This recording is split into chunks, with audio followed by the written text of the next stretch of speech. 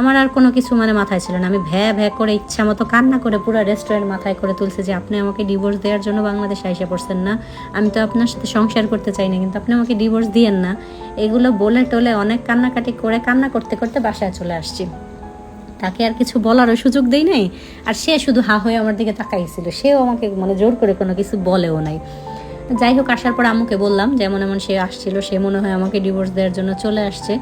আম্মু আবার সাথে সাথে আমার শাশুড়িকে ফোন দিছে বলে আমার শাশুড়ি বলে যে ও তো রাত্রে আসছে, আসার পরে ও সকালে বের হয়ে গেছে, আমাদের সাথে ওইরকমভাবে কোনো কথাবার্তা হয় নাই, ও আসলে বাসায় আমরা কথা বলবো। যাই হোক, কথাবার্তা আসার পরে কি বলছে আর সেটা জানি না। তারপরে আমি আর বাসা থেকে বের হই না, আমি তো আরও বেশি করে কান্না করতেছি, আল্লাহ সে চলে আসছে, এখন তো আমার ডিভোর্স হয়েই যাবে। তো যাই হোক, কান্নাকাটি করতে করতে হুট করে দেখলাম যে পরের দিন আবার সে আমার কলেজের সামনে আসছে। পরের দিন না, 2-3 দিন পরে। তো আমি তাকে দেখে আমাকে দেখলেই কান্না আসে, এখন আমি কি করব। আমি বললাম যে আপনি তো আমাকে ডিভোর্স দিয়েই দিবেন, তাহলে আপনি এখানে আসেন কেন, আমার সাথে আমার সামনে আসেন কেন, আপনি আসেন না, আপনাকে দেখলে আমার কান্না পায়। তো সে আমাকে এত ঝাড়ি টাড়ি দিল, বেয়াদব টেয়াদব বলে, একদম ফাজিল টাজিল, এত কথা বলো, বেশি কথা বলো মেয়ে তুমি, হ্যান ত্যান বলে সে চলে গেছে। সেও চলে গেছে, আমিও বাসায় এসে বসছি। আমি বলছি এই লোক যতদিন থাকে দেশে আমি আর বাসা থেকে বের হব না, এই লোককে দেখলে আমার কান্না পায়। তো আমি আর বাসা থেকে বের হচ্ছি না, প্রায় 15 দিন হয়ে গেছে বাসা থেকে বের হই না।